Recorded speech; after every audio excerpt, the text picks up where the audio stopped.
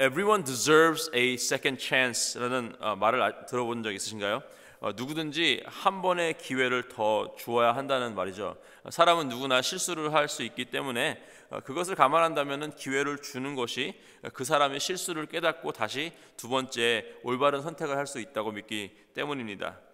또 이런 말도 있습니다. 근데 make a mistake once and it becomes a lesson. Make the same mistake twice and it becomes a choice. 한 번의 실수는 배움이 되지만 반복된 실수는 선택된 의도된 행동이다. 즉 한 번 실수는 배운다 치고 레슨이라고 치고 용납할 수 있지만 반복된 같은 실수는 본인의 의도적인 선택으로 이루어진 것이기 때문에 용납할 수 없다라는 이야기입니다. 사람이 기준으로 본다 하더라도 반복되는 실수는 실수가 아닌 의도적인 선택이다라고 이렇게 냉정하게 평가를 하는데요. 그래서 두 번째, 세 번째, 네 번째, 다섯 번째 기회를 주는 것은 옳지 않다라는 말입니다. 하지만 하나님께서는 이스라엘에게 계속해서 갱생할 기회를 주시는 것을 오늘 말씀에서 볼 수 있습니다. 그동안 신의 상까지 오기까지도 몇 번이고 하나님을 불신하고 또 불평하고 하나님의 심판을 받을 만한 행동을 했지만 그것을 다 참아 주셨습니다. 그리고 정말 있을 수 없는 하나님과의 인간 관계에 어떤 언약을 맺어 주십니다. 이게 지금 왜 있을 수 없냐면은 언약이라는 것은 계약이라는 것은 이 쌍방에서 어느 정도 조건이 맞춰줘야 성립이 됩니다. 근로계약을 한다면은 고용주는 얼마의 급여와 베네핏을 준다라는 것을 조건을 걸고 또 피고용인은 그 조건에 맞춰서 내가 어떤 일을 어떤 퀄리티로 얼마만큼 해주겠다라는 조건을 서로 거는 것입니다. 하나님과 인간 사이의 언약이 있을 수 없는 이유는 인간이 하나님에게 드릴 것이 하나도 없기 때문입니다. 고용인과 피고용인 서로 뭔가가 필요하기 때문에 급여를 지불하고 노동을 제공합니다. 그래서 계약을 맺을 수 있습니다. 하지만 하나님께서는 필요한 것이 하나도 없는 self-sufficient 하고 autonomous한 존재이기 때문에 하나님은 아쉬운 게 없습니다. 아쉬운 게 없기 때문에 뭔가 필요해서 이스라엘과 언약을 맺은 것이 아니라 전적인 일방적인 하나님의 은혜에 의해서 이스라엘을 선택하시고 계약을 맺으셨습니다. 이 계약은요, 예수님의 말씀을 빌려서 좀 쉽게 얘기하자면은 마음을 다하고 목숨을 다하고 뜻을 다하여 하나님을 사랑하고 또 이웃을 나의 몸과 같이 사랑하는 것입니다. 하나님의 일방적인 계약을 이 모세를 통해서 주시고 이 계약서인 11조 돌판을 가지고 내려왔는데 이스라엘 백성은 그 사이에 이미 그 계약을 깨고 다른 신을 섬기고 있었습니다. 그래서 모세는 십계명의 그 돌판을 깨므로써 계약을 무효화시킵니다. 그리고 오늘 말씀에서 이스라엘 백성에게 second chance, 사실은 second chance죠. 반복되는 죄를 지었지만 하나님께서는 용서를 또 반복적으로 하는 모습을 우리가 말씀을 통해서 볼 수 있습니다. 1절 보시면요, 여호와께서 모세에게 이르시되 너는 돌판 둘을 처음 것과 같이 다듬어 만들라. 내가 깨뜨린 처음 판에 있던 말을 내가 그 판에 쓰리니. 다시 한번 동일한 조건으로 이 재계약을 하기 위해서 모세에게 새로운 돌판을 만들라고 시키십니다.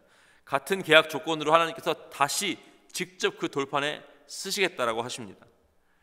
아무런 아쉬울 것이 없는 하나님이시지만 오직 하나님의 은혜와 긍휼로 또 그들을 사랑하심으로써 다시 한번 이 계약을 체결하는 모습을 우리가 오늘 볼 수 있습니다. 3절 보시면은 아무도 너희와 함께 오르지 말며 온 산에 아무도 나타나지 못하게 하고 양과 소도 산 앞에서 먹지 못하게 하라.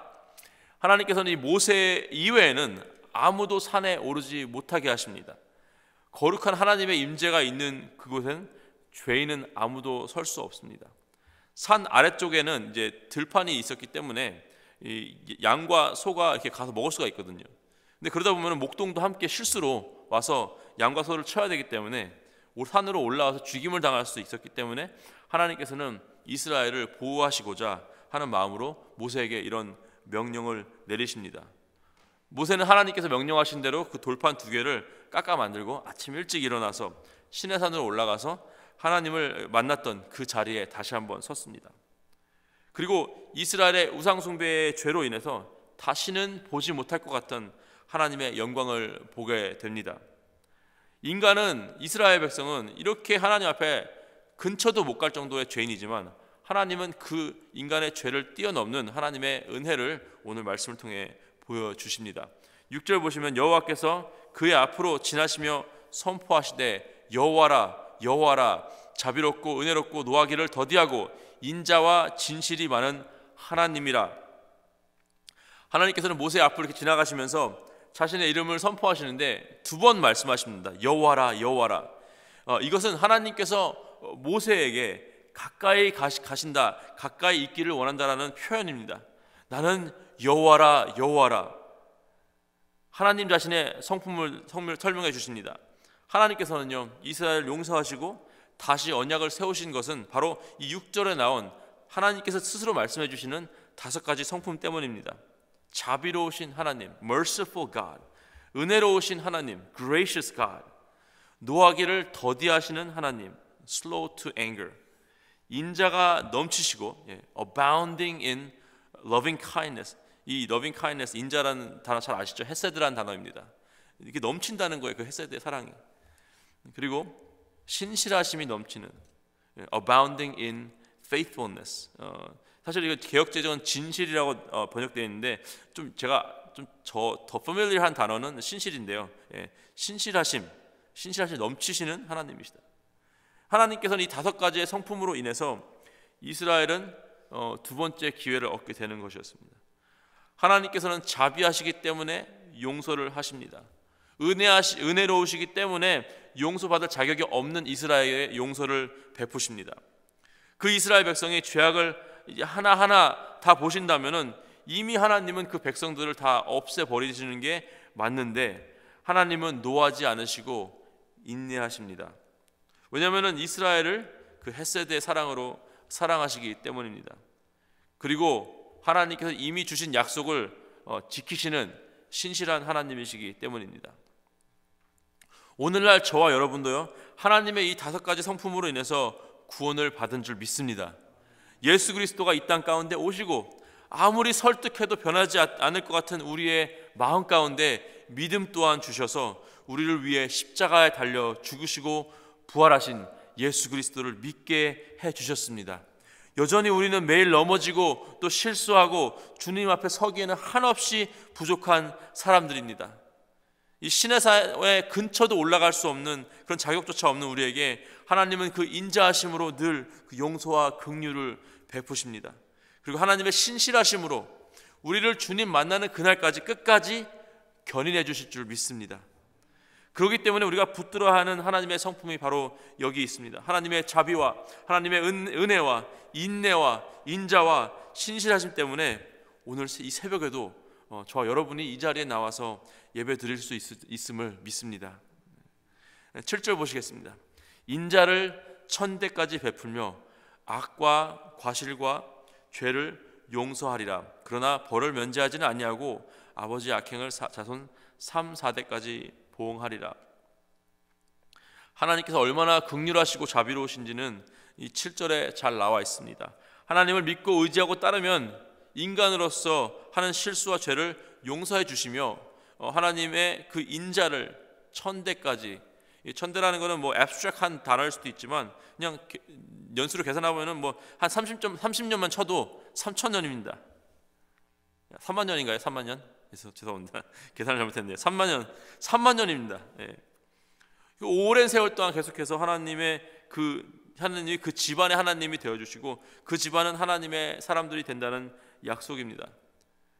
그렇다면 아버지가 잘하면 아들은 막 살아도 되는 건가? 아니죠. 분명히 벌을 면제하지는 아니하고 아버지의 악행을 자손 3, 4대까지 보응하신다라고 하십니다. 30년이라 계산해도 90년, 120년입니다. 3만 년에 비하면 정말 작은 숫자죠.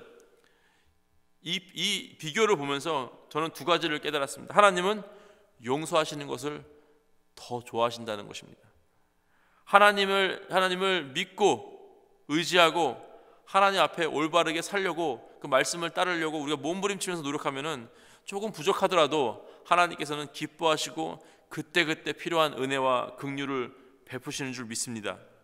그리고 그렇게 사는 자들에게는 천대까지 인자를 베푸신다라고 말씀하십니다. 다른 하나는 하나님은 벌하시는 것을 별로 좋아하지 않는다는 것입니다.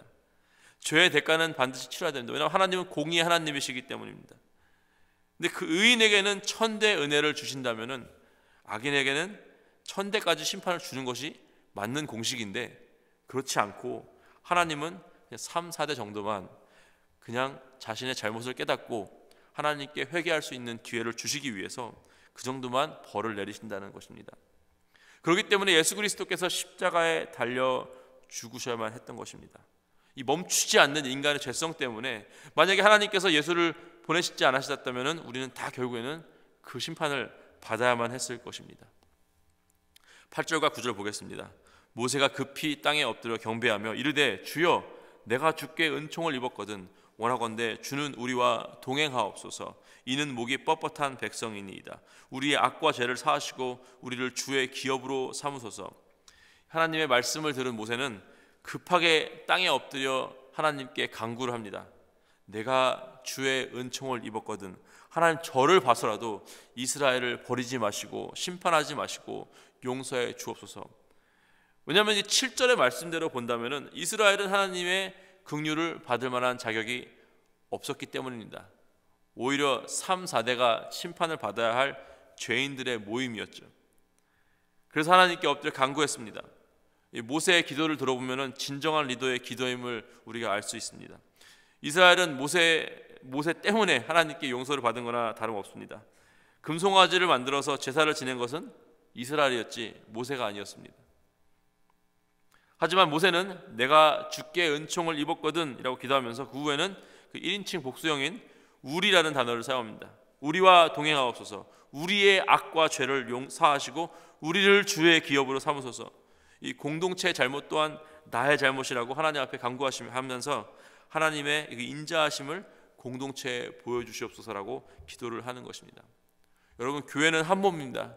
각기 다른 지체가 모여서 하나의 몸을 이루었습니다. 그렇기 때문에 한 지체에 문제가 있다면 다 있는 것이고 또 하나님께 은혜를 받는다면 우리 모두가 다 받는 것임을 믿으시길 바랍니다. 우리 중에 어느 누가 죄를 짓는다면 그 사람을 위해서 중보하며 또 기도하는 귀한 공동체 되시기를 주님의 이름으로 축복하고 기도합니다. 10절 보시겠습니다. 여호와께서 이르시되 보라 내가 언약을 세우나니 곧 내가 아직 온 땅 아무 국민에게도 행하지 아니한 이적을 너희 전체 백성 앞에 행할 것이라.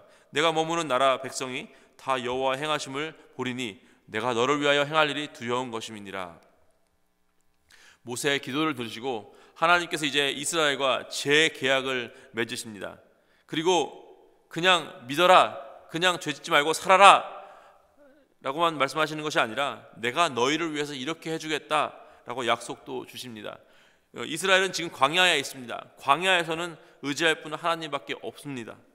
그런 상황 가운데서도 이 금으로 송아지를 만들어서 제사를 지낸 이 백성들이 이제 광야를 벗어나서 젖과 꿀이 흐르는 가나안 땅으로 그냥 들어간다면은 얼마나 그들의 신앙이 흔들릴까요? 그래서 하나님께서는 이스라엘 백성을 현혹시킬 만한 것들, 이것들 제하여 주신다라고 말씀하십니다. 음란한 행위로 우상을 숭배를 하는 아모리 사람, 가나안 사람, 헷 사람, 브리스, 히위, 여부스 사람, 이 땅의 주민들은 이미 하나님께서 가증스럽게 여기는 이 우상 숭배가 삶이 되어버린 사람들이었습니다. 그 속으로 아무런 준비 없이, 아무런 그 경고 없이 들어갔다가는 그들과 똑같이 되어버릴 것입니다. 여러분, 미국의 통계를 살펴보면요, 뭐 통계마다 조금씩 다르겠지만 크리스찬 중에 85%가 4살에서 14살 사이에 예수님을 영접했다고 나옵니다. 14살이 지나가면은 10%로 떨어집니다. 10%. 그러니까 9학년 후에 9학년까지 예수를 안 믿으면은 그 후부터는 예수님을 개인적으로 구세주와 주님을 영접할 수 있는 그 확률이 10%입니다. 갈수록 떨어지는 것입니다. 고등학교 때 만나는 건 어렵고 대학교 나가면 더 어렵고 사회 나가면은 진짜 어렵습니다. 이게 그 말은요, 중학교까지 예수님을 믿지 않으면은 대학 나가서 교회를 완전히 떠날 확률이 90%라는 것입니다. 그래서 우리가 다음 세대 사역에 목숨을 걸어야 하는 것이죠. 지금 그래서 제가 6학년, 7학년 그 선생님들을 다른 데는 막 애들이 좀 많지만 그래도 6, 7학년에는 2명씩 배치했어요. 작은 그룹 만들어서 선생님들 이 6명, 7명 되는 아이들이지만 복음을 반드시 심어줘야 됩니다. 계속해서 물어보고 계속해서 확인하고 아이들이 예수님 믿었는지 안 믿었는지, 안 믿었으면 말해달라고, 내가 가서 다시 한번 얘기하겠다고 그렇게 하고 있습니다. 이제 중고등부 보면 자기 스케줄이 바쁘다고 주일에 교회를 빠지는 아이들이 가끔씩 있어요. 이제 너무 안타깝습니다. 그런 어쩌면 그 주일에 선포되는 그 복음이 그 아이가 들었어야 하는 복음이었는데 너무 쉽게 교회를 빠지는 것 같아서 마음이 안타깝습니다. 만약에 고등학교 12학년까지 구원의 확신이 없다면은 마치 가나안 땅에 이방신이 섬기는 사람들이 그냥 다 살고 있는데 이스라엘 백성을 그냥 들여보내는 겁니다. 한번 잘해봐라라고. 아이들이 이 세상 문화와 가치관을 이 신앙의 눈으로 성경적으로 구분할 수 없는 상태로 그냥 대학을 보낸다. 그러면은 10%가 아니라 1%도 안 될 수도 있습니다. 오늘 하나님은요, 자신이 누구인지 모세에게 그리고 우리에게 보여주고 계십니다. 하나님은 자비로우신 하나님이십니다. 은혜로우신 하나님이십니다. 노하기를 더디하시는 하나님이시고 인자가 넘치시고 신실하심이 넘치시는 그런 하나님을 우리에게 보여주셨습니다. 오늘도 이런 하나님을 붙들고 하루를 살아갈 힘을 얻으시기를 주님의 이름으로 축복하고 기도합니다. 사랑나눔 축제 때 오는 모든 손님들도 이런 하나님을 만나고 경험하기를 기도합니다. 그리고 다른 세대들, 아직 구원의 확신이 없는 우리 아이들 또 청년들이 있다면 반드시 우리 이 KCQ 울타리 안에 있을 때, 아직 이 세상 가운데 나가지 않았을 때 그런 하나님, 신실하시고 정말 은혜로운 은혜가 넘치시는 하나님을 만나기를 주님의 이름으로 축복하고 기도합니다. 기도하시겠습니다. 하나님 감사합니다. 하나님 이 시간 우리가 그 주님의 성품을 의지하고 나아가기 원합니다. 이 세상 가운데 가나안 땅에 있는 그 수많은 가증스러운 죄악들이 펼쳐진 이 세상 가운데 하나님 우리가 주님을 붙들고 살아가기 원합니다. 그 우상 숭배에 빠지지 않게 하여 주시고 오직 하나님만 붙드는 우리가 될 수 있도록 하나님 인도하여 주시옵소서. 하나님 특별히 또 오늘 그 주님께서 보여주신 그 주님의 5가지 성품을 끝까지 붙들고 우리를 끝까지 인도하시는 주님을, 그 신실하신 주님을 의지하고 믿고 나아갈 때 하나님 오늘도 하나님 주님 살아갈 힘을 주님께서 허락하여 주시옵소서. 감사하며 우리 주 예수 그리스도의 이름으로 기도했습니다. 아멘.